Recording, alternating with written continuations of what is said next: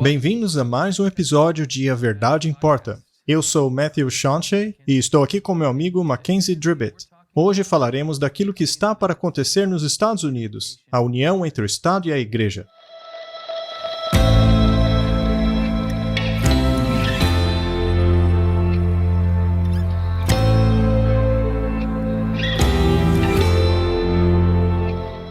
Muito bem, Mackenzie, nós estamos falando sobre este assunto porque ele não apenas faz parte das profecias bíblicas, mas é algo que está acontecendo agora mesmo nos Estados Unidos.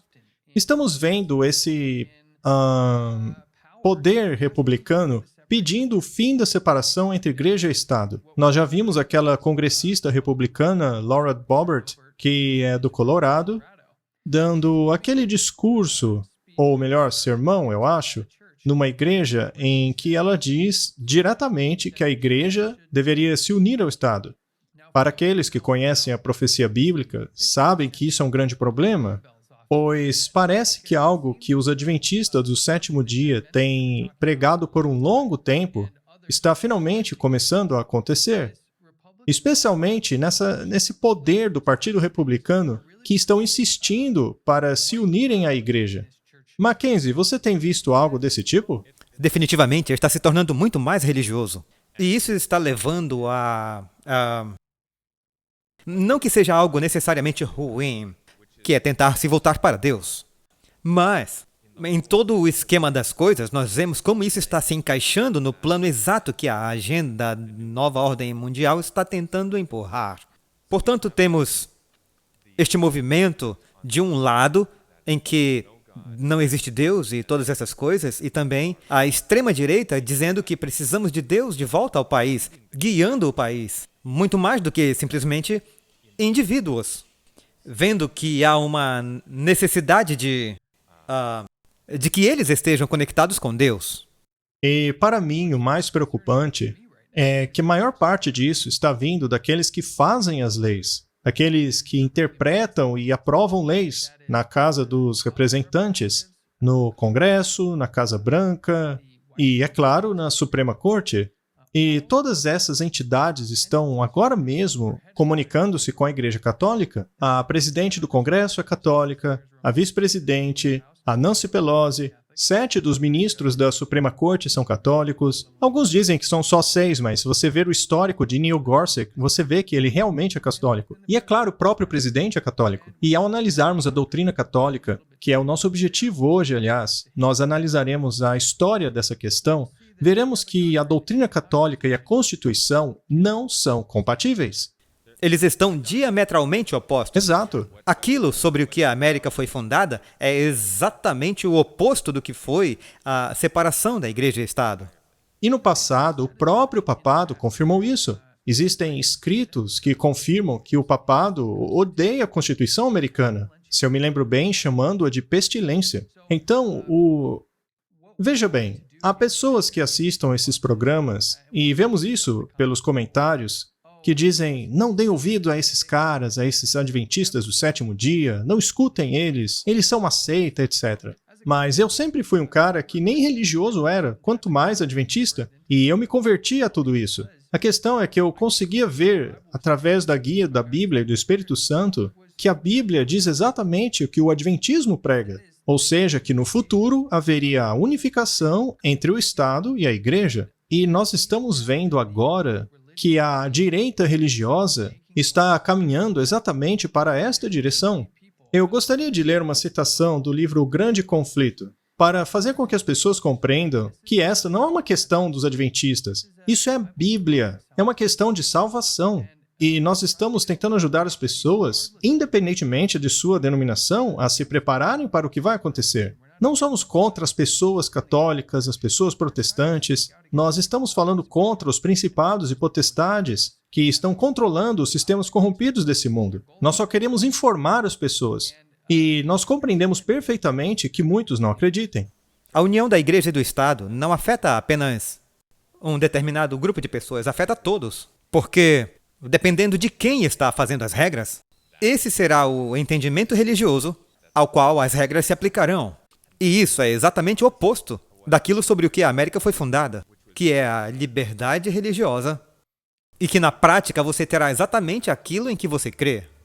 E é exatamente por isso que, quando tocamos neste assunto, nós entendemos que a maioria das pessoas não vão acreditar no que estamos dizendo aqui hoje, que um dia o Estado americano e a Igreja vão se unir.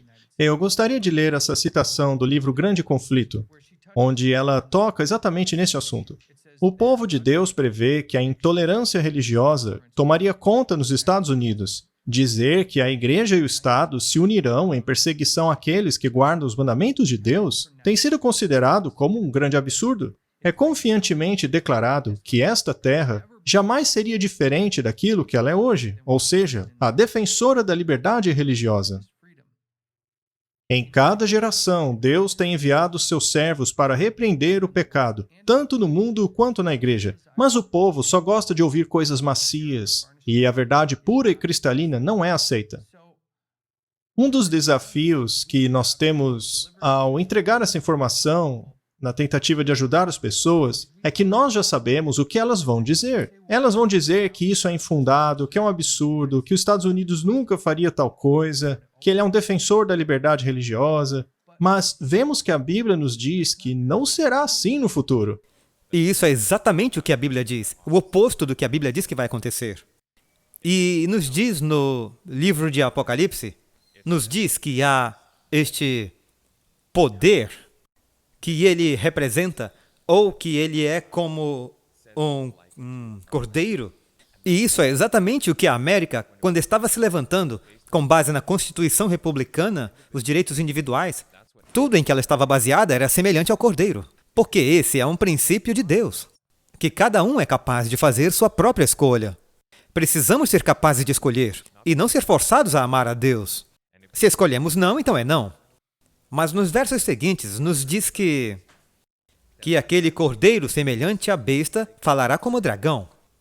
E sabemos que assim vai ser, e temos poucas pistas dessa fala do dragão que está vindo. É exatamente isso, Mackenzie. Quando você escuta a Boebert dizer que a igreja deveria dirigir o Estado, isso vem diretamente da linha de pensamento de Satanás, da mente do dragão. Agora, para aqueles que nos dizem, por que a Bíblia diria tal coisa? Por que vocês desperdiçam tempo falando sobre isso? Mas veja, isso tem tudo a ver com a terceira mensagem angélica de Apocalipse 14? Na verdade, das 3 mensagens, mas hoje focaremos na terceira. Então vamos ler aqui em Apocalipse 14, verso 9. E diz que seguiu o terceiro anjo dizendo com alta voz: se algum homem adora a besta e a sua imagem, e recebe a sua marca na sua testa ou na sua mão, então existe algo muito importante sobre essa imagem e a adoração da besta. Sim. Então nós temos 3 elementos aqui. Temos o dragão, que quer receber adoração, temos a besta e temos a imagem da besta, que nós sabemos representa a igreja protestante apostatada da América. E para aqueles que ainda têm dúvidas sobre a identidade da besta, da imagem, do falso profeta, nós recomendamos que você baixe o aplicativo da Terceiro Anjo. Ele está disponível para Android e iPhone também. Lá você encontra centenas de vídeos, vale a pena baixar e compartilhar. E se você fala inglês, também vale a pena acessar o adtv.watch. Assista ao nosso vídeo Two Beasts and an Image of the Beast, um estudo sobre Apocalipse 13. No nosso website, você consegue salvar os pontos do vídeo para o seu próprio estudo e também para dividir com as pessoas mais tarde. Bom, tendo dito isso, nós podemos seguir adiante. Vamos tentar estabelecer o que já sabemos a respeito de Satanás estar usando o papado nos Estados Unidos. Se você tem dúvidas a respeito disso, não deixe de assistir aos nossos outros vídeos. Mas o que as 3 mensagens angélicas descrevem é essa união entre o dragão, a besta e o falso profeta. Isso é a mesma coisa que adorar a besta e a sua imagem. Estamos lidando com esses 3 poderes aqui. Então, para ficar claro, a Bíblia nos alerta a respeito dessa adoração à besta e à sua imagem, e essa marca que está por vir também. E nós vamos achar uma descrição maior ainda desses poderes em Apocalipse 13, versos 11 a 15. Você também pode determinar quem são esses poderes em outros lugares, mas aí está uma descrição mais sucinta delas, o que nos ajuda a entender do que estamos tratando aqui. E esse poder de direita do qual falamos, eventualmente, vai atingir o seu objetivo, de uma maneira ou outra, em criar uma união entre o Estado e a Igreja. Então, eu gostaria de rapidamente Apocalipse 13, versos 11 até o 15, e eu vou acrescentar alguns comentários, conforme lemos, para que as pessoas possam compreender melhor do que estamos falando, que é essa união entre Igreja e Estado. Assim saberemos o que a América vai fazer antes de estudarmos a história. E não estamos falando de todas as pessoas que estão nesse sistema. Estamos falando sobre os princípios por detrás dos próprios sistemas. E quando olhamos para a história, nós vemos que o papado era um sistema de governo da Igreja e Estado. E nós vimos o que aconteceu durante a Idade das Trevas. Aquilo foi o papado governando em vez do Estado, e fazendo leis religiosas e perseguindo as pessoas. E nós vemos que é exatamente isso que está voltando, e o que a Bíblia diz que está voltando. E ela vai usar esta outra nação, Estados Unidos, para transmitir a sua ideologia para o povo e para impor essas coisas. E olhando aqui em Apocalipse 13, aqui mostra exatamente isso. Sim, vamos dar uma lida rápida. Eu também vou mudar um pouco a linguagem para ficar um pouco mais realista. Não vou ficar muito preso ao simbolismo, ok? Diz assim: Então vi outra besta que saía da terra, com 2 chifres como cordeiro, que falava como dragão. Então é um poder aparentemente cristão, mas que fala como dragão. Então é uma nação que ganharia relevância depois de 1798 e que teria princípios cristãos, mas eventualmente acabaria falando como Satanás. Continuando. E ele, ou seja, os Estados Unidos, exerce todo o poder da primeira besta, ou seja, do papado, e faz com que a terra e aqueles que habitam nela adorarem a primeira besta. Ou seja, está dizendo aqui que os Estados Unidos teria todo o poder que o Vaticano costumava ter, mas que não possui mais. E Mackenzie, diga para nós, qual era o poder do Vaticano durante aqueles 1260 anos? Era a unificação entre igreja e Estado, não era? Sim, eles tinham controle total sobre tudo. Eles faziam as regras, eles estavam no comando, eles dirigiam através dos exércitos e através do sistema político, de modo que não vinha diretamente deles. Eles diziam, não, isso foi a entidade política. Mas toda a agenda que estava sendo conduzida era deles. E quem ditava tudo eram eles. E eles tomaram o título Pontífice Máximo, que é o líder supremo. Então eles tomaram esse título, certo? E é exatamente o que estamos vendo aqui. Isso vai levar à segunda besta, mas vai fazer com que todos adorem a primeira besta.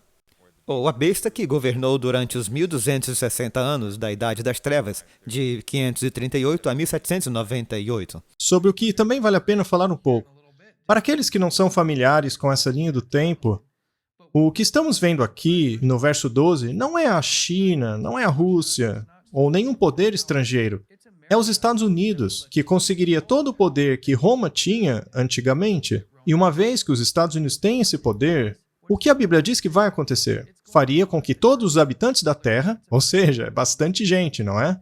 É o planeta todo. Ela faria o planeta inteiro adorar o papado, cujo ferimento mortal havia sido curado. Nós não vamos entrar profundamente nesse detalhe agora, mas essa ferida mortal basicamente refere-se ao período em que Roma perdeu o seu poder. Isso aconteceu em 1798, quando o poder papal finalmente perdeu o seu poder secular.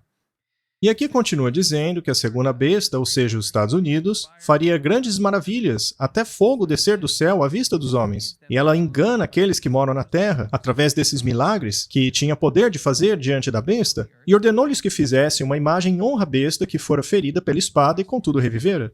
Portanto, através de meios aparentemente sobrenaturais, ou algum elemento disso, os Estados Unidos vai criar esse sistema de igreja-estado e fará com que todo o restante do planeta siga esse sistema de igreja-estado. E o que assusta é que, uma vez que essa imagem seja formada, o que diz aqui que vai acontecer às pessoas que não obedecerem à besta e à sua imagem? Está lá no verso 15. Que se eles não fizerem isso, serão mortos. E isso é exatamente o que aconteceu durante a Idade Média. Exatamente. e fará com que todo aquele que não adore a imagem da besta seja morto. Isso é muito sério. Isso aqui está basicamente dizendo que, se você estiver vivo nesse período e decidir não seguir esse sistema de igreja e Estado, eles vão te matar. Isso é muito sério. E nós devemos alertar as pessoas sobre isso. E isso é muito sério. E é por isso que estamos falando sobre isso, porque isso é uma mudança total do cordeiro como um princípio para o dragão. Porque é isso que o diabo quer no final. Essa é a sua agenda da nova ordem mundial, que é ter um culto para si mesmo e se livrar ou exterminar todos aqueles que não querem seguir seu caminho. Que é exatamente o que diz Apocalipse 12. Lá é dito que o dragão perseguiria a mulher, ou seja, a igreja, para fazer guerra com os seus remanescentes, ou seja, aqueles que sobraram, que ainda não se curvam diante dessa imagem, e ele vai fazer guerra contra essas pessoas. E as 3 mensagens angélicas alertam as pessoas a respeito desse sistema. E Apocalipse 13, 11 a 15, meio que mostra pra gente o que é que nós estamos enfrentando. Quando olhamos para o mundo e todos os movimentos que estão acontecendo, incluindo o papado, as Nações Unidas, o que realmente precisamos prestar atenção é nos Estados Unidos, é no protestantismo dos Estados Unidos. Lembre-se que a segunda besta, os Estados Unidos, tem a aparência do cordeiro, ou seja, é aparentemente cristão. E essa besta possui 2 chifres como cordeiro. O significado desses 2 chifres são o republicanismo e o protestantismo sobre os quais a América foi fundada. Agora, curiosamente, quando os Estados Unidos estiverem falando como dragão, será justamente o republicanismo e o protestantismo, em suas formas caídas, que construirão essa imagem. Então, esses 2 chifres, que são o bastião da liberdade, da individualidade, propriedade privada, todas essas coisas baseadas no indivíduo, no fim das contas, serão as versões caídas do republicanismo e do protestantismo que vão acabar falando como o dragão. E é exatamente isso que estamos vendo acontecer hoje. Aquela congressista disse acreditar que a igreja deveria guiar as decisões do Estado. Agora, eu acho que as pessoas esquecem quando se fala daqueles 2 chifres, a República e o protestantismo. Por que eles protestariam? Porque nós não sabemos mais. Os protestantes nem mesmo sabem por que eles protestaram, por que eles vieram para a América. Tipo, eles vieram em um navio, e é tudo apenas uma pequena e agradável história. Mas havia uma razão real para eles virem para a América, e por que eles fundaram a América? Foi porque eles estavam deixando a opressão do sistema papal. Essa é a principal razão pela qual a América foi formada. Eles saíram da igreja-estado para se tornarem um país livre. E agora, estamos querendo ir para longe e voltar para ter exatamente o mesmo poder nos governando, mas não apenas nós, mas o mundo inteiro. E é isso que a Bíblia diz que vai acontecer. Então vamos dar uma olhada e ver exatamente como isso aconteceu antes e como está acontecendo agora. Porque este conceito de separação da igreja e Estado é crucial para a liberdade. E para aqueles que dizem que não foi só o papado, mas também o protestantismo na Inglaterra, a questão é que qualquer perseguição em nome de Deus é errada. Seja ela sido feita pela Igreja da Inglaterra ou pelo papado, o espírito por trás disso é o dragão. Então, a Igreja da Inglaterra estava tão errada quanto o papado ao querer forçar a consciência das pessoas. E isso é essencialmente do que estamos tratando aqui agora. Essa união entre igreja e Estado certamente levará à imposição de religião. Então vamos lá, onde começou esse conceito de separação entre igreja e Estado? Bem, basicamente, isso começou com a Idade Média, durante a perseguição papal. Com a incapacidade das pessoas de fazerem escolhas por si mesmas, eles consideravam qualquer pessoa que lesse a Bíblia de maneira independente como um herege. Antigamente, sabemos que as nações eram lideradas por monarcas e reis que basicamente eram donos da sua vida. Os Estados Unidos, basicamente, eram o único sistema governamental do mundo que não era liderado por um monarca na época em que foi fundado. Eu não consigo pensar em outros. E veja, esse tipo de comportamento desta mentalidade de rei-deus lideravam todos esses sistemas globais, seja Grécia, Medo-Pérsia, Babilônia, Roma, Egito. Todos eles tinham esse aspecto do rei-deus. E foi os Estados Unidos que rompeu com esse conceito. Veja só esse artigo da Britanica.com. Diz aqui que o conceito cristão de secular e espiritual está fundamentado nas palavras de Jesus: dê a César o que é de César e a Deus o que é de Deus. Duas distintas, mas não totalmente separadas áreas da vida humana e atividades tinham que ser distinguidas. Portanto, uma teoria de dois poderes chegou a formar a base do pensamento e ensinamento cristão desde o seu início. Bem, eu acho que se estamos falando de nos tornarmos uma nação cristã, então temos que manter igreja e estados separados. Mas, infelizmente, as pessoas pensam que ser uma nação cristã ou que devemos apoiar os valores cristãos, que agora temos que impor as coisas contra as quais Jesus falou diretamente. Dar a César o que é de César e a Deus o que é de Deus. Não misturem os dois. Mantenham separados. Não estamos no céu. Não estamos sendo governados por Deus aqui. Nós não somos uma teocracia. Então temos que ter certeza de mantermos as coisas separadas, porque o homem é falho e começaremos a obrigar a fazer coisas e voltaremos às coisas que não queremos e vamos querer ditar a consciência dos outros.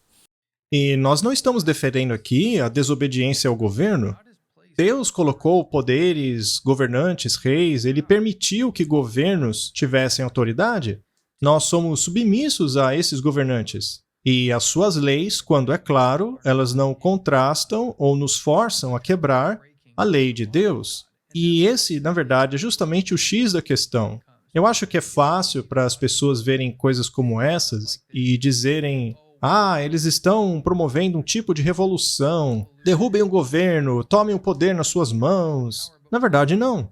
Você e eu sabemos muito bem, Mackenzie, que não há nada que podemos fazer aqui para mudar essa estrutura de poder. Nós sabemos que essa estrutura, na verdade, vai daqui de mal a pior. Jesus disse para dar a César o que é de César e não dê a César o que é de César. Então precisamos ter esse respeito, essa honra.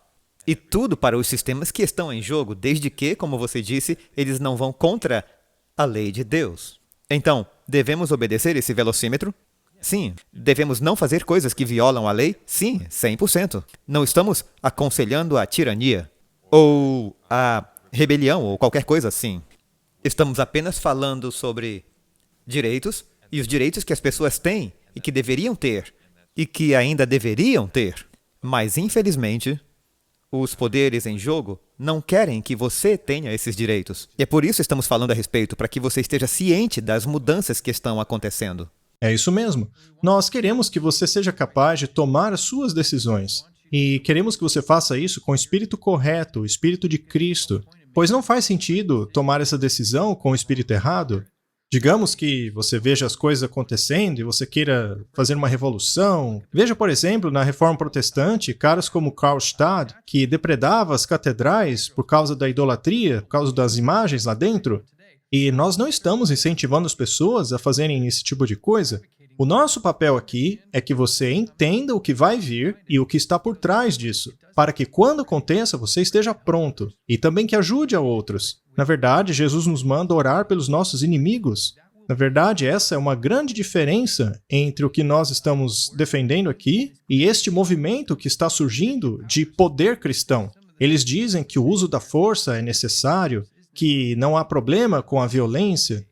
Nós vimos na profecia que eles pretenderão matar qualquer um que não concorde com eles. Mas eu não vejo nenhum cenário em que Cristo demonstrou fazer uso de força. Na verdade, fazer uso da força e coerção é uma marca registrada de Satanás. Então, vamos continuar. Estamos tentando compreender de onde veio esse conceito de separação entre igreja e Estado e por que ele tornou-se necessário. Durante o primeiro século, os apóstolos, vivendo debaixo do Império Romano pagão, ensinaram respeito e obediência ao poder governante, contanto que isso não violasse a lei divina, que era superior à jurisdição política. Isso não existe hoje também? Com certeza. Com certeza. Entre os pais da igreja, que viveram num período da igreja quando o cristianismo tornou-se a religião do império, a ênfase da primazia do espiritual era ainda mais forte. Eles insistiram na independência da igreja e no direito da igreja de julgar as ações do governante secular. Com o declínio do Império Romano no Ocidente, a autoridade civil caiu nas mãos da única classe educada que sobrou, ou seja, a igreja. A igreja, que formava a única instituição organizada, tornou-se o assento de poder temporal assim como espiritual. Os séculos seguintes foram marcados por uma luta dramática de imperadores e reis com os papas. Então veja, uma linha antes ele diz que a igreja e o Estado foram unificados debaixo de um único homem e imediatamente após isso houve um conflito dramático. Então vemos logo de cara que esse sistema de união entre igreja e Estado nunca é positivo. Não para o povo, de maneira nenhuma. E até mesmo para os imperadores. Existe uma história em que, eu não me lembro bem se foi o rei da Alemanha ou da França, teve que ficar do lado de fora no inverno congelando, como sinal de humilhação, para que ele pudesse ir diante do Papa pedir por assistência, para a dificuldade que ele estava passando. Portanto, você pode ver o nível em que o Papa se coloca nesse sistema. Aqueles que fazem parte desse sistema católico enxergam o Papa como estando acima de todos os governantes da Terra, por causa da sua suposta autoridade espiritual, que, segundo ele, foi dada por Deus. Continuando. O conceito de governo secular, como expressado na primeira emenda da Constituição dos Estados Unidos, reflete tanto a influência do iluminismo francês nas colônias intelectuais e dos interesses especiais das igrejas estabelecidas em preservar as suas distintas identidades. Os batistas, em especial, colocam a separação entre igreja e Estado como parte de seu credo.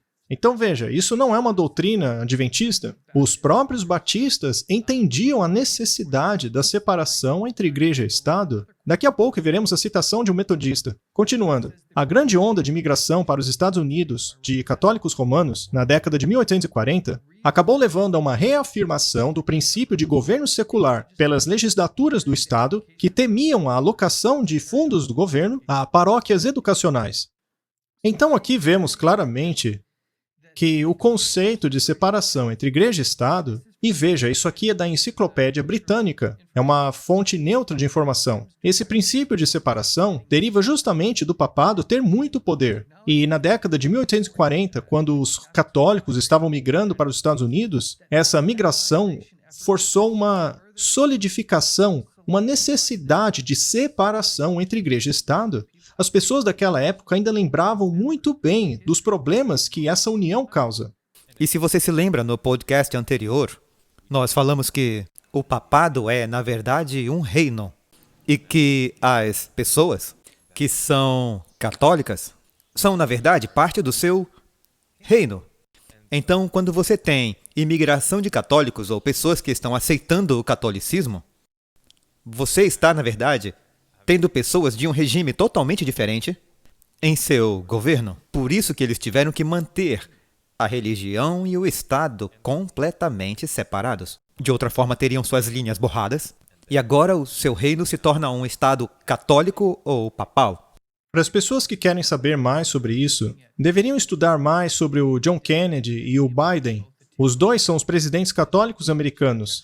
Assista o último boletim profético que fizemos a respeito deste assunto. Nele nós mostramos exatamente isso, que na visão deles, esses dois presidentes são basicamente agentes de um reino exterior. É como ter agentes da Rússia ou na China na presidência e na Suprema Corte. E eu gostaria de acrescentar que, se esse tipo de material te interessa, se você acha que é importante, se inscreva neste canal, divida essa informação. Isso realmente nos ajuda a alcançar uma audiência ainda maior e a alcançar outras pessoas que estejam pegando fogo, que queiram dividir esse material para ajudar outras. Então, por favor, se inscreva. Então vamos lá. Mackenzie, eu gostaria de falar a respeito de um outro protestante que entendia essa questão em relação a definir o cristianismo entre a versão protestante ou uma versão católica. E por que é importante entender o estado da igreja no passado e o estado da igreja que virá no futuro? E essa é uma referência muito interessante. Na verdade, ela é de um bispo metodista chamado Earl Cranston. Isso foi lá em 1916. E até um pouco antes disso ele já falava a respeito. E essa é outra pessoa falando sobre a importância da separação da igreja e Estado. E essa é a citação. Suponha que essa fosse declarada uma nação cristã por interpretação constitucional para esse efeito. O que isso significa? É uma boa pergunta, pois falamos muito a respeito disso na política agora. Mas o que isso significa de fato? Bem, ele nos explica. Qual das duas definições de cristianismo em disputa indicariam a palavra cristão? A ideia protestante? É claro, pois sob o nosso sistema a maioria governa. E a maioria dos americanos são protestantes. Muito bem. Mas suponha que, somando um certo território contíguo com 12 ou mais milhões de católicos romanos, a anexação de mais algumas ilhas, com metade do número de ilhas e a mesma taxa de imigração que agora, a maioria deverá ser de católicos romanos. Então ele está dizendo, ok, tudo bem agora, porque todos agora são protestantes e todos querem valores protestantes. Por isso que saímos da Europa. Mas ele está dizendo que a quantidade de imigração de católicos que está vindo para a América, a maioria será católica. Portanto, a maioria que define as regras do cristianismo, eventualmente será católica. Agora ele continua. Quem duvida por um momento que o Papa reinante assumiria o controle da legislação e do governo? Então, agora, por alguma razão, estamos tendo dificuldade em acreditar que, se o Papa tivesse acesso à legislação e ao governo, que ele não aplicaria essas leis. Nós diríamos, não, isso foi na Idade Média. Mas estamos vendo aqui que hoje mesmo eles dizem, não há dúvida que ninguém sequer questione que o Papa faria isso. Ele diria com toda confiança e consistência que esta é uma nação cristã.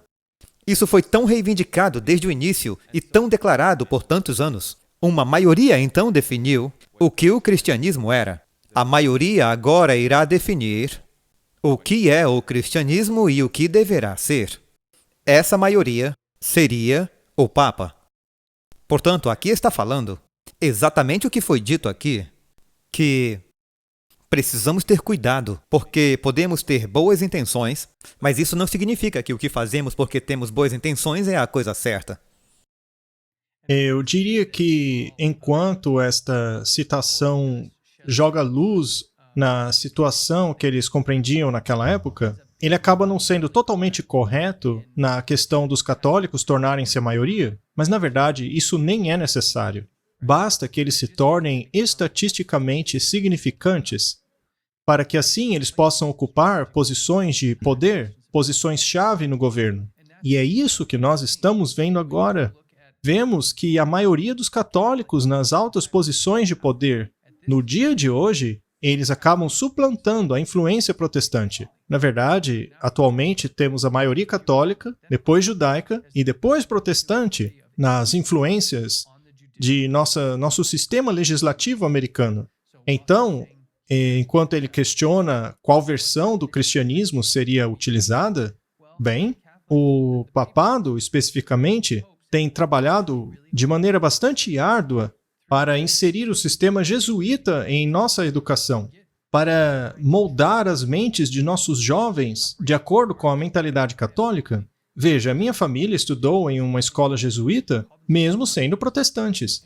E o que acontece é que os jovens acabam não tendo ideia do que está acontecendo com a mentalidade deles de visão de mundo.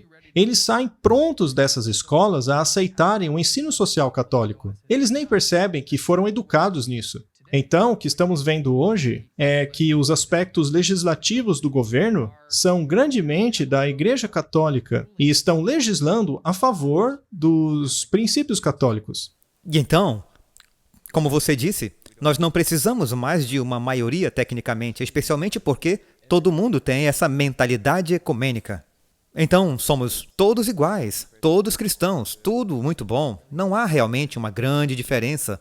E ninguém está mais estudando a Bíblia, ninguém está entendendo o que o protestantismo significa. Portanto, um católico é um luterano, um adventista, um batista e tudo mais. Porque somos uma grande família cristã feliz e, infelizmente, as pessoas que estão mais em posições de poder são os católicos e estamos basicamente preparando tudo para que isso aconteça. Porque os protestantes apenas dizem, precisamos de Deus de volta ao país.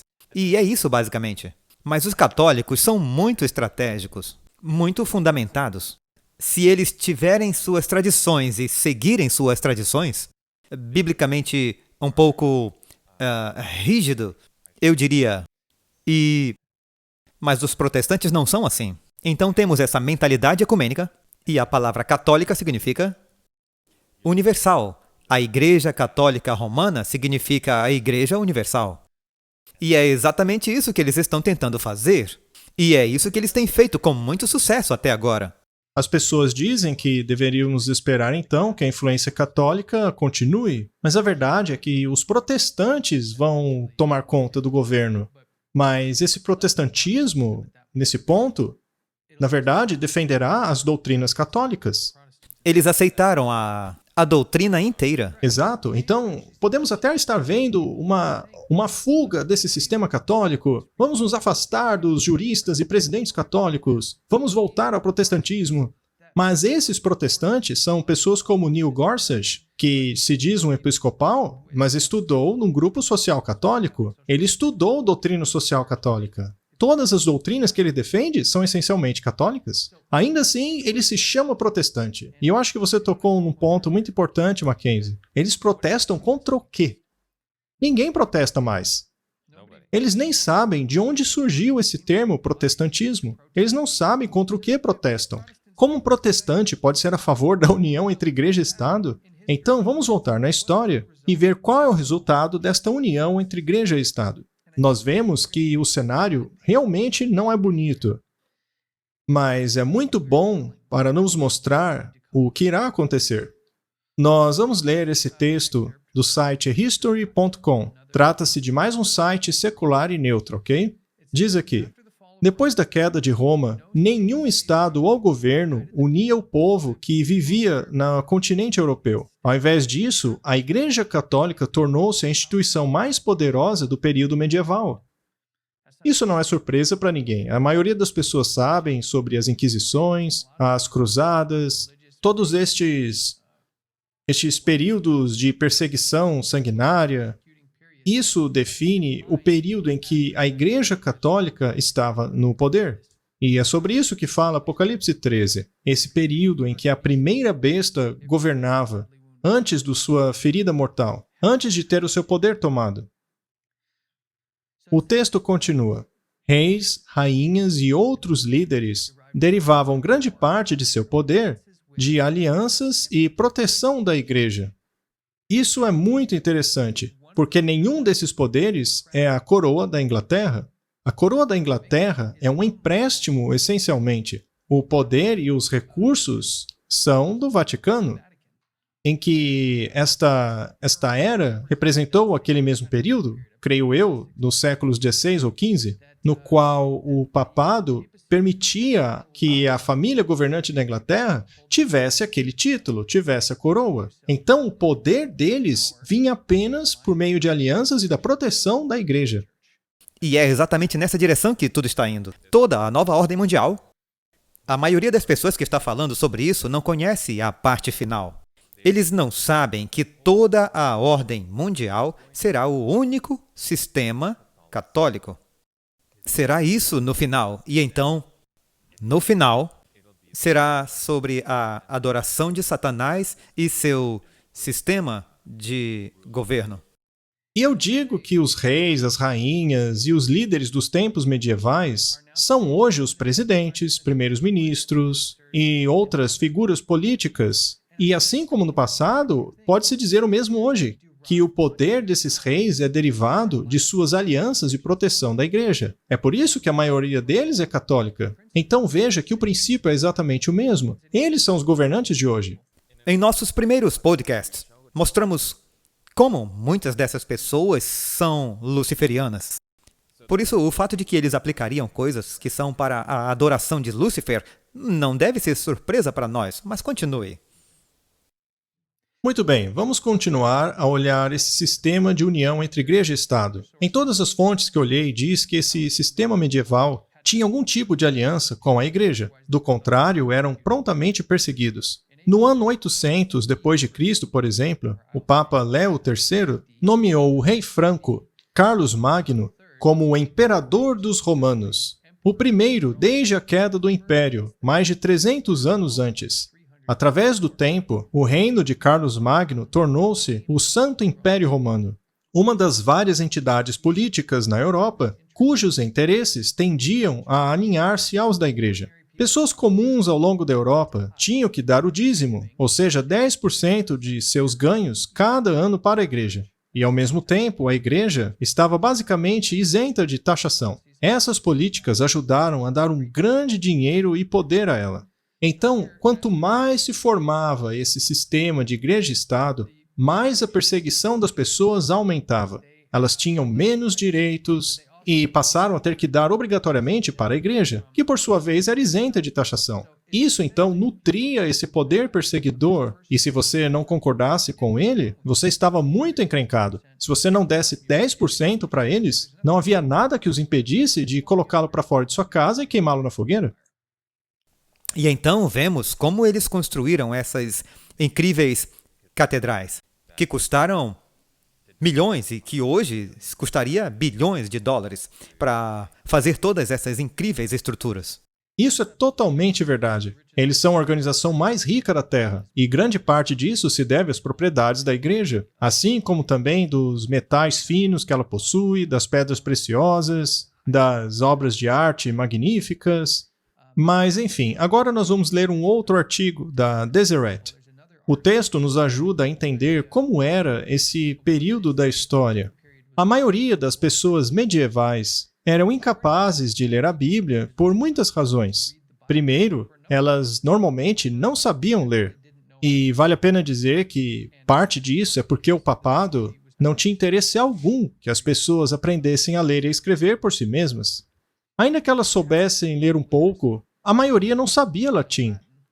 Finalmente, ainda que elas pudessem ler o latim, o custo de uma Bíblia seria o equivalente a 10 mil ou 20 mil dólares hoje. Esse era o custo de uma Bíblia. Um pouco proibitivo. Era impossível uma pessoa comum comprar uma Bíblia. Isso é refletido bem na pirâmide da elite.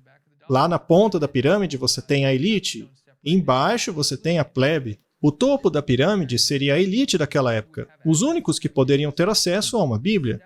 Então já era um símbolo de status ter uma Bíblia, e ainda mais se você pudesse ler aquela Bíblia. Se você conseguisse isso, você realmente estava no topo. O artigo continua. Como então poderia o cristão comum medieval ter acesso à Bíblia? Eles a escutavam, geralmente pela leitura de um padre ou monge. E então, isso obviamente seria interpretado através das lentes de um monge ou de um sacerdote, que abertamente diria que a tradição é mais elevada do que a Bíblia. E agora teríamos um conflito até mesmo na audição da Bíblia. E imagine a quem esses sacerdotes e monges prestavam sua lealdade. A quem eles se curvavam? Ao Papa? O Papa. Então, se eles eram submissos a um Papa, a quem eles viam como o Rei Deus, cuja autoridade estava acima das Escrituras, como isso influenciaria a interpretação deles das Escrituras? Obviamente, eles davam ao cidadão comum uma interpretação muito distorcida da Bíblia. Eles ensinavam como se o Papa fosse digno de adoração. O artigo continua. A parte mais importante dos encontros medievais católicos era a missa, ou a Eucaristia, ou que os membros da Igreja de Jesus Cristo dos Últimos Dias chamam de sacramento. Então, essa ideia de que você precisa participar da missa, sendo a parte central disso a Eucaristia, talvez a gente devesse fazer um episódio inteiro a respeito da Eucaristia e do porquê isso é uma abominação.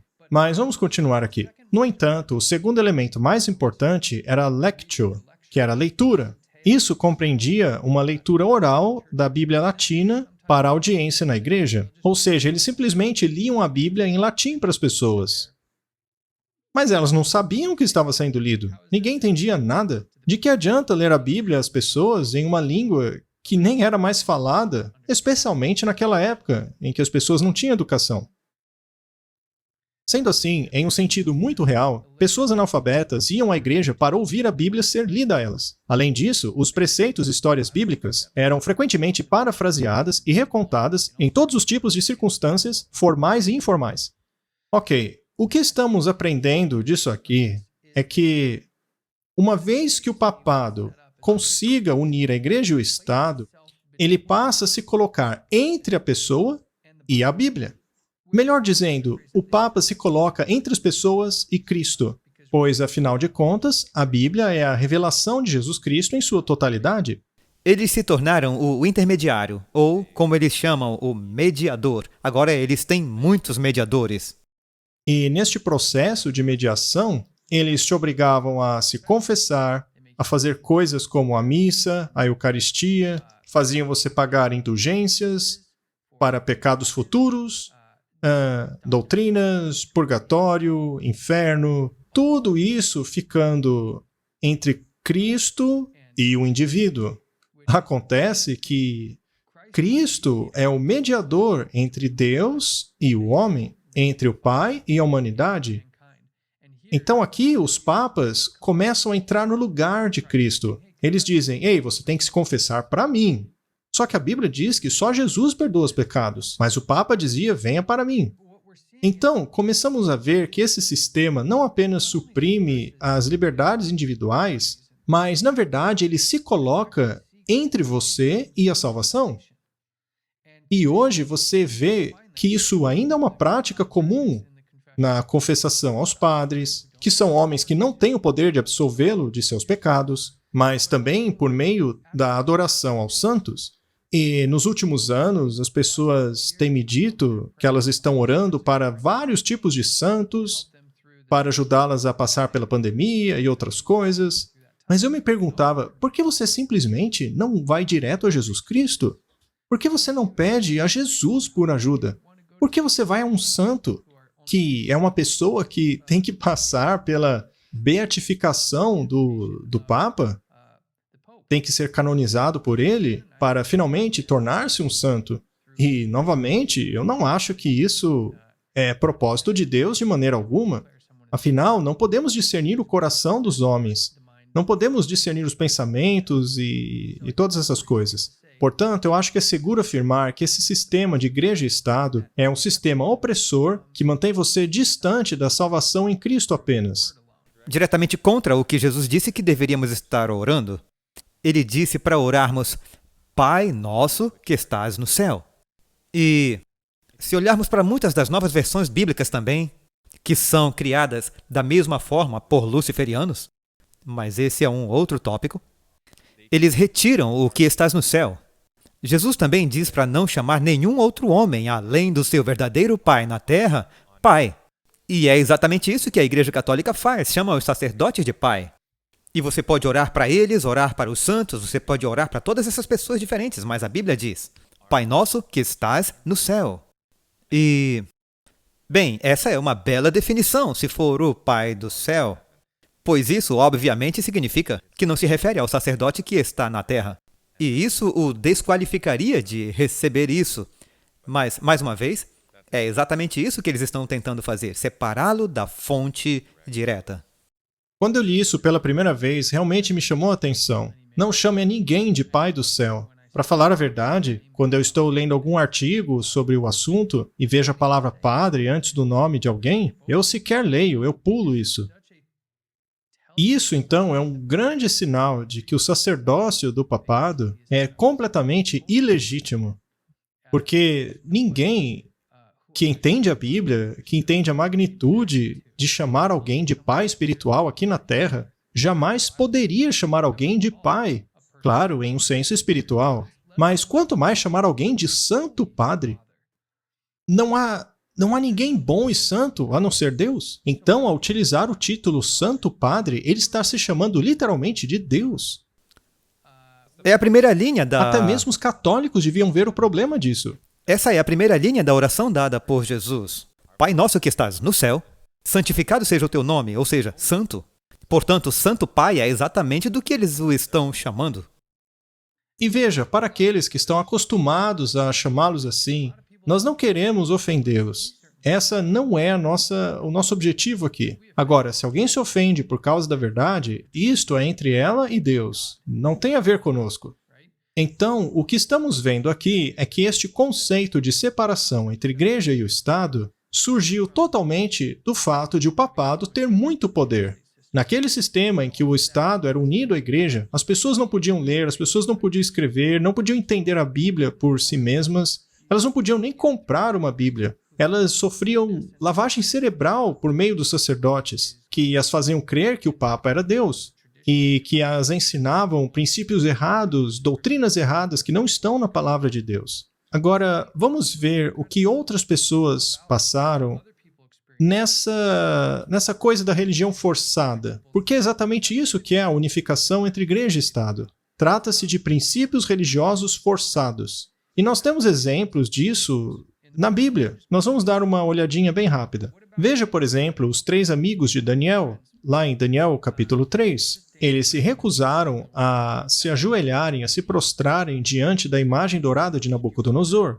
E isso é quase palavra por palavra do Apocalipse 13, se você for lá olhar.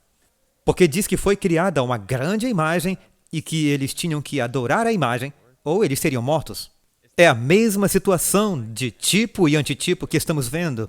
Vemos o exemplo na Bíblia e que isso vai acontecer novamente. Não há nada de novo sob o sol. Tudo está se repetindo.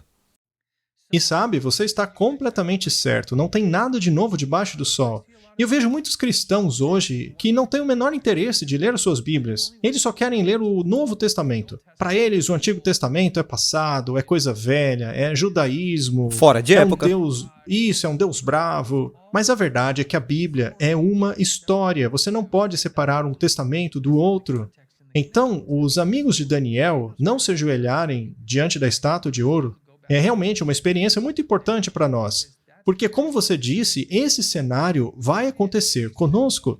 Caso você tenha familiaridade com o sistema ocidental, imagine o presidente, o vice-presidente, o Congresso, todos os políticos, militares, toda aquela gente importante, todos esses, eles estavam todos reunidos ali. E somente 3 dentro de todos eles não se ajoelharam diante da estátua. E aqueles 3 sabiam muito bem que aquilo lhes custaria a vida. E os princípios deste evento serão exatamente aqueles que iremos enfrentar. Tudo bem, essa história aconteceu há alguns milhares de anos atrás, mas os princípios daquele evento são exatamente os mesmos. Havia uma adoração forçada, mas algumas pessoas que quiseram ser fiéis aos mandamentos de Deus rejeitaram aquela adoração espúria. E é exatamente isso que vai acontecer. Sim, temos a mesma coisa acontecendo no Apocalipse 7, Apocalipse 13, Apocalipse 14.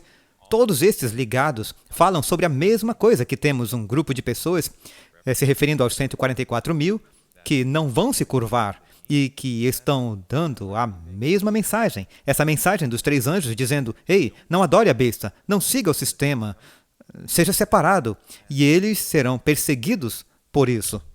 E nós temos outros exemplos também. Por exemplo, Daniel, na cova dos leões. Ele foi basicamente condenado à morte, mas Deus o poupou. Mas ele foi sentenciado à morte por orar. Ele recusou-se a mudar qualquer um de seus hábitos. Ele continuou fazendo aquilo que fazia todos os dias, até mesmo depois que a lei foi alterada para culpar Daniel. Também temos o exemplo de Faraó, que tentou matar os judeus ao saírem do Egito para adorar a Deus. E sabemos também que esse sistema tentará matar o povo de Deus nos últimos dias, porque esta se mantém fiel na adoração a Deus. Ela não se ajoelha diante da imagem. Então perceba como a Bíblia está cheia de exemplos de coerção religiosa, seja por Nabucodonosor, ou no evento da Cova dos Leões pelo rei Dario, eu acho. Daniel, sim. E os judeus saindo do Egito. Então, em cada exemplo, nos mostra que o outro lado, seja o faraó, Nabucodonosor, seja lá quem for, estava fazendo a obra do diabo ao querer forçar a religião, a adoração às pessoas. E, por outro lado, Deus não age assim. Deus deseja a obediência das pessoas não pela coerção, mas pelo amor e pela escolha delas. Muito bem, isso nos leva à próxima fase.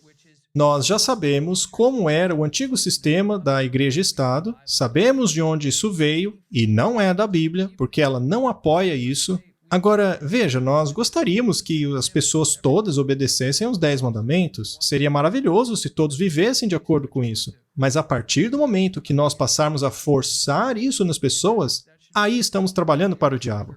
Todos que estão assistindo isso deveriam compreender que é o elemento da coerção, da força, da imposição, que compele as consciências das pessoas a fazer aquilo que você quer, que é falar a linguagem do dragão. E é aí que, mesmo nos mandamentos, Deus fez uma distinção. Ele separou os 4 primeiros para Deus e os últimos 6 para o semelhante. E é por isso que no governo nós temos leis como: não podemos matar as pessoas, não podemos roubar as pessoas, temos todas essas leis que... E nós cumprimos, mas por que não cumprimos a lei de Deus? Por quê? Aquelas estão entre os nossos semelhantes. Mas as que são para Deus tem que ser algo que você tem que escolher individualmente. E a liberdade de escolha é, em parte, uma das razões pelas quais Jesus morreu. Ele morreu para também permitir que nós tivéssemos a liberdade de escolhê-lo, mas ele não força isso na gente. Apesar de ter morrido por você, ele quer que você aceite isso como um dom gratuito. Ele ainda nos permite escolher isso. O sacrifício de Jesus foi feito por causa do seu livre-arbítrio, para que você pudesse escolher. Veja, como Criador e Rei do Universo, ele poderia ter forçado Lúcifer a adorá-lo desde o início. Ele também poderia ter eliminado Lúcifer para que nada disso estivesse acontecendo, mas Deus não fez isso. E deveríamos respeitar a Deus por essa decisão, porque em face de todo o poder que ele tem, ele ainda escolhe dar a liberdade às criaturas de escolher. E por que não deveríamos dar ao outro essa liberdade?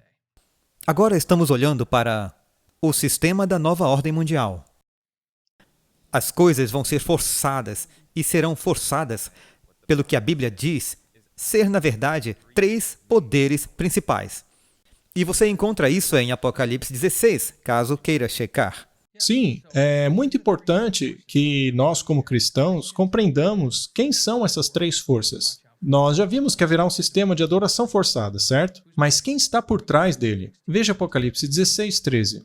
E vi 3 espíritos imundos como rãs, e nós falaremos com mais detalhes sobre isso em um outro podcast. Mas, continuando. Eu vi 3 espíritos imundos como rãs saírem da boca do dragão, Satanás, já sabemos, e da boca da besta, ou seja, do papado, e da boca do falso profeta, que acabamos de identificar, claro, sem dissecar e fazer uma exegese, acabamos de identificar que esse falso profeta é o protestantismo apostatado dos Estados Unidos. E o verso 14 continua: pois eles são espíritos de demônios. Então, Mackenzie, veja só, nós não estamos aqui detonando com o protestantismo americano ou mesmo o catolicismo. O que nós estamos tentando fazer é contar às pessoas exatamente o que a Bíblia diz, mas em uma maneira mais fácil de entendermos, porque muitas pessoas dizem não ter tempo para estudar a palavra. Mas veja como a Bíblia não poupa palavras para descrever essas coisas. Esses são espíritos de demônios. 100%. E isso não é conjectura. Isso não é apenas assumir que o Apocalipse pode parecer assustador e pode parecer complicado e difícil de entender. Mas se você apenas trabalhar devagar e esperançosamente, em alguns episódios posteriores, podemos revelar alguns desses com ainda mais detalhes. Na verdade, estamos lançando um vídeo e talvez essa seja uma boa hora aqui para mencionar isso, que é sobre a América e a profecia.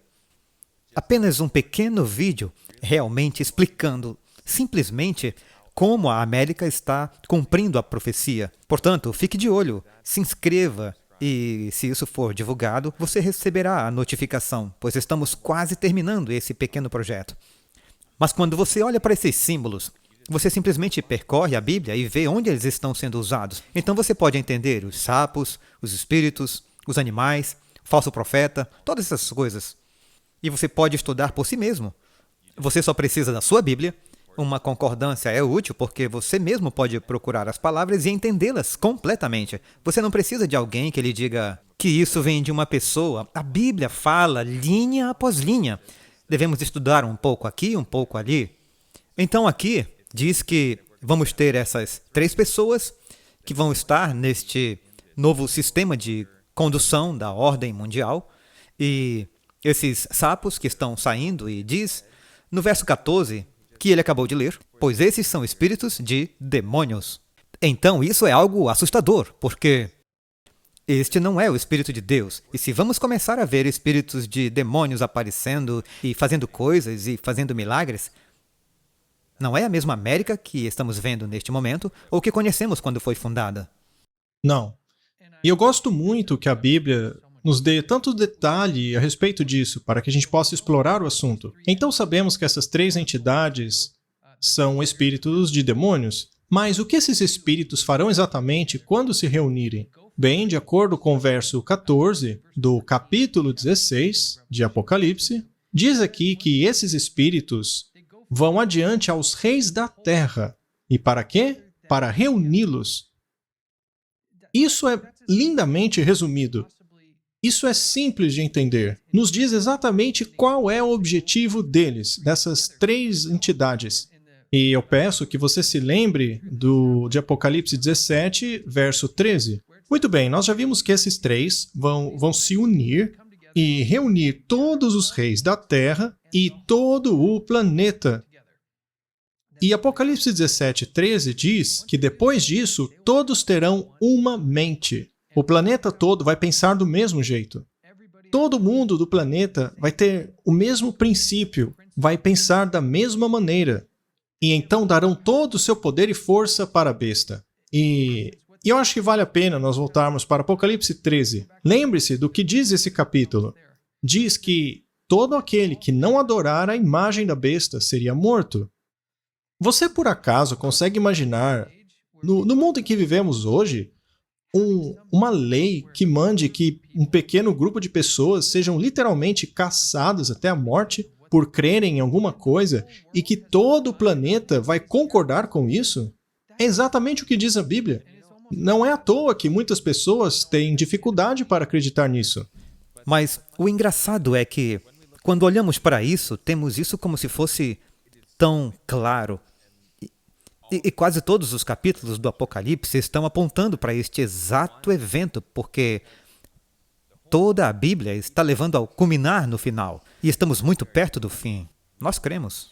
E nós temos esse novo sistema de ordem mundial. Ao longo de todos os capítulos, nós vemos isso chegando.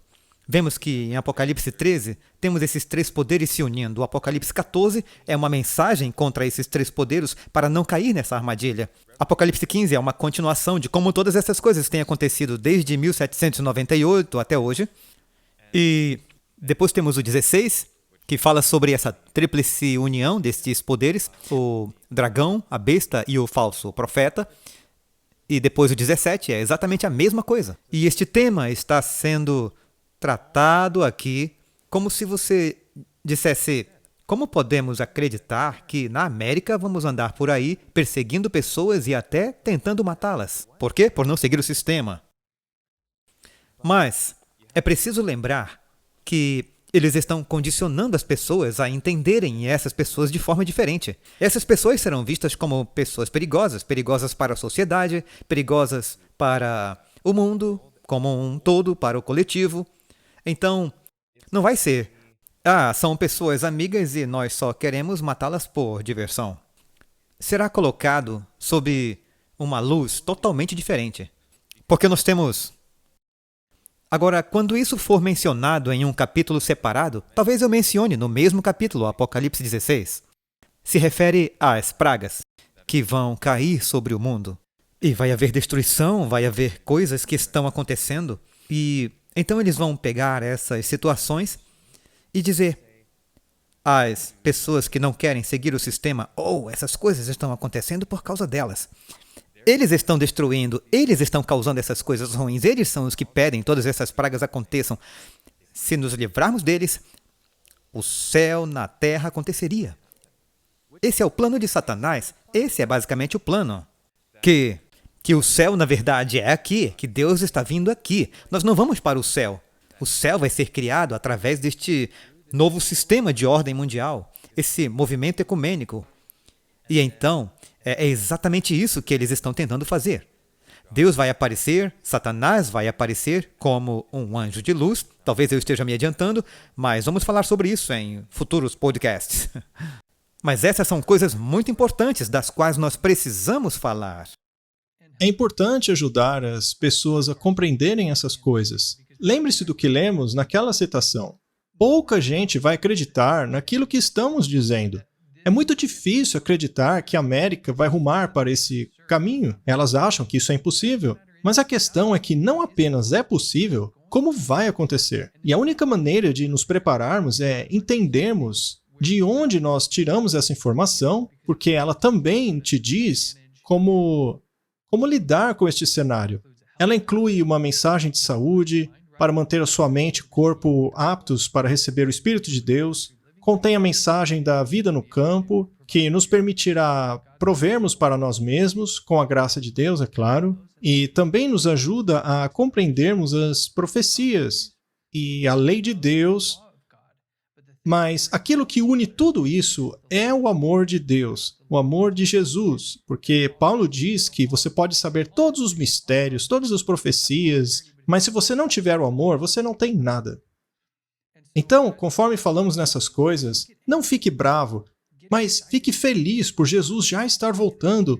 Pergunte-se a si mesmo se você está pronto para encontrá-lo. Estaria eu pronto para mostrar ao mundo a minha fé? E esta fé exige de nós que amemos os nossos inimigos, aqueles que nos odeiam, que nos ameaçam. Este é um sinal do povo de Deus. Então, dito isso, eu gostaria de finalizar rapidamente, resumindo aquilo que dissemos hoje. Nós, basicamente, cobrimos esses três poderes, o dragão, a besta e o falso profeta. E nós focamos um pouco mais nessa questão do protestantismo americano apostatado. Mas eu acho que no próximo episódio podemos explicar um pouco melhor por que esse protestantismo americano é o falso profeta. Queremos ter certeza de que vocês entenderam que estas não são apenas nossas opiniões. São coisas que a Bíblia está realmente nos dizendo. E se você tiver perguntas, por favor, nos pergunte. E veremos se podemos tentar incorporar algumas dessas perguntas e comentários nos próximos episódios. Com certeza. E eu gostaria de deixar com vocês um parágrafo que resume bem essa ideia. Porque o objetivo número 1 do falso profeta é criar uma imagem para que ele possa forçar a marca.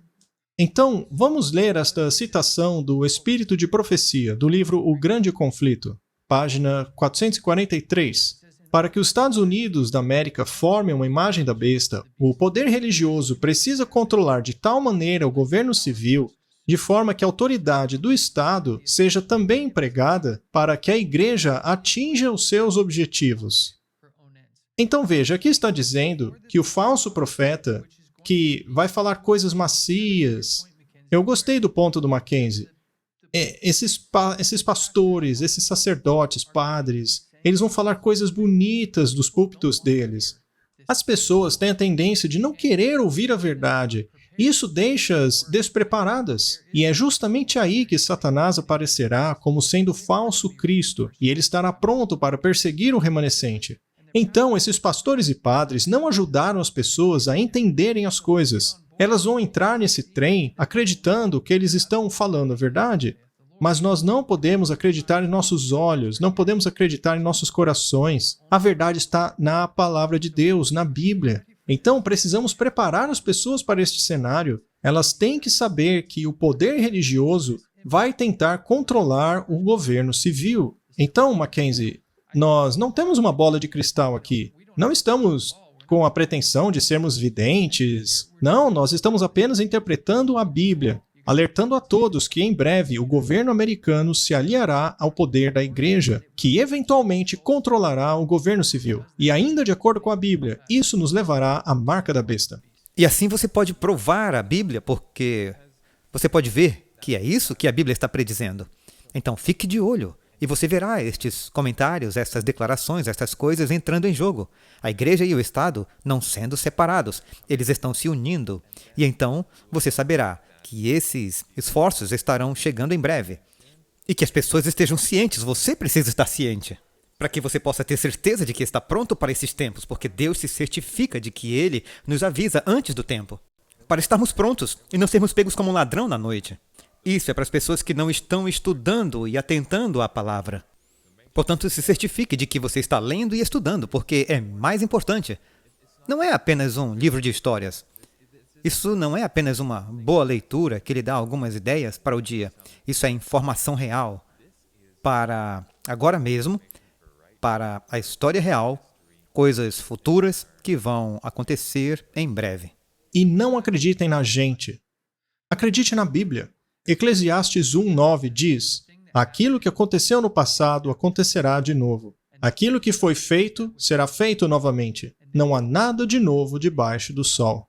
Então, estamos simplesmente apontando para a história e dizendo que, segundo a Bíblia, ela vai se repetir. Precisamos compreender quem são os jogadores deste cenário, pois ele está acontecendo e nós precisamos nos preparar. Então, não perca o nosso próximo episódio, pois nós vamos falar ainda mais a respeito do que vai acontecer nos Estados Unidos. Nós queremos dar essa oportunidade às pessoas de terem uma fundação firme em Cristo e não em areia.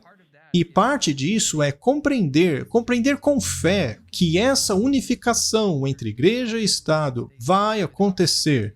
Diga isso às pessoas sem hesitação. Você pode fazer parte desse trabalho. O Mackenzie e eu estamos aqui dando essa informação a você porque essa informação nos ajudou. Então queremos que ajude também os nossos irmãos e irmãs que nos assistem.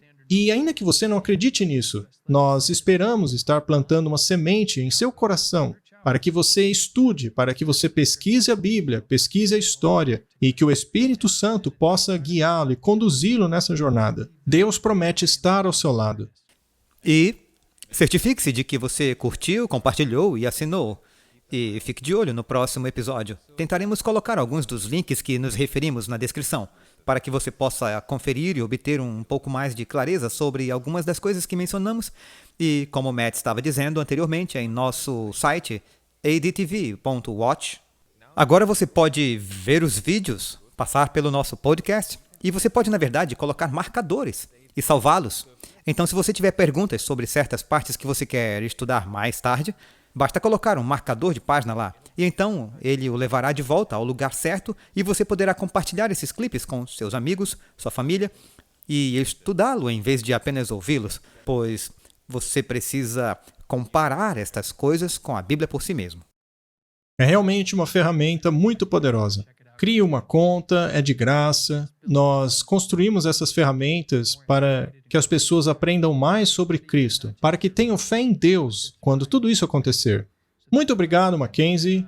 É sempre uma bênção e um grande prazer fazer esses programas com você. Estou ansioso pelo próximo programa. Ok, obrigado e obrigado por nos assistir. Até a próxima.